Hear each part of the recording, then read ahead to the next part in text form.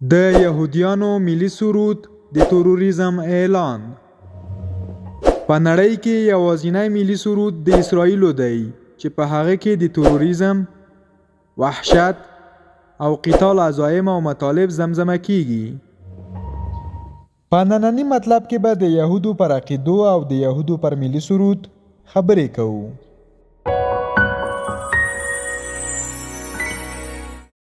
د اسرائیلو په دوره باندې ورتلونکي عرب او عجم سیکولر واکمنان د دغه ملي سرود د اوریدلو لپاره ډیر په ادب او احترام سره ټیټې ولاړ وي. د اسرائیلو د ملي سرود ژباړه داسې ده: تر څو چې زموږ په زړونو کې یهودي روح وي، په ډیر ارمان به د مشرق لوري ته پرمختګ کوو.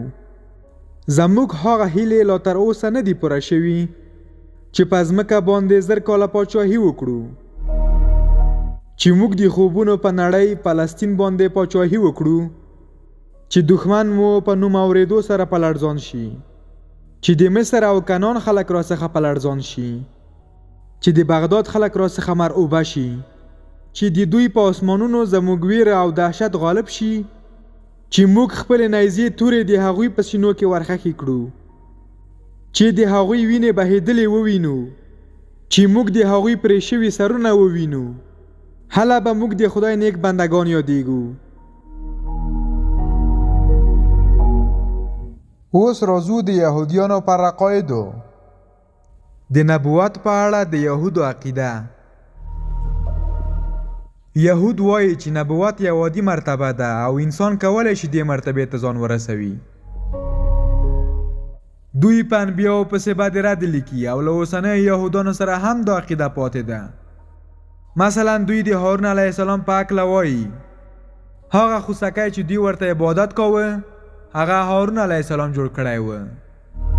د آخرت په هکله د یهودو عقیده. د آخرت په هکله د یهودو عقیده په دې ډول ده چې دوی ماده پرسته خلک دي او په ماده پرستۍ کې لوړ حد ته رسېدلي دي.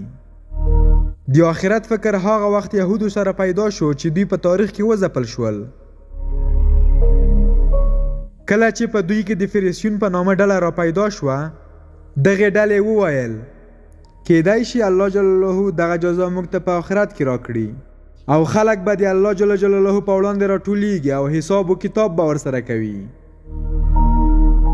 د یهودو انحرافاتي عقاید. د یهودو انحرافاتي عقاید عبارت دي له الله جل جلاله ته د فقیر نسبت کول، الله جل جلاله ته د زوی نسبت ورکول. دوی دا ګمان کوي چې الله جل جلاله د بشریت په پیدا کولو کې پښیمانه دی. دوی داسې ګمان کوي چې الله جل جلاله د ځمکې او آسمانونو په پیدا کولو کې ستړی شوی دی.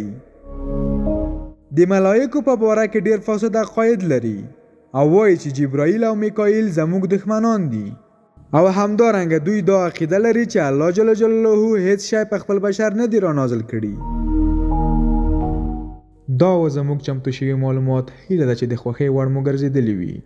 د داسې نورو معلومات لپاره زموږ چینل در سره سبسکرایب او په کمنټونو کې مو خپل نظرونه را سره شریک کړئ.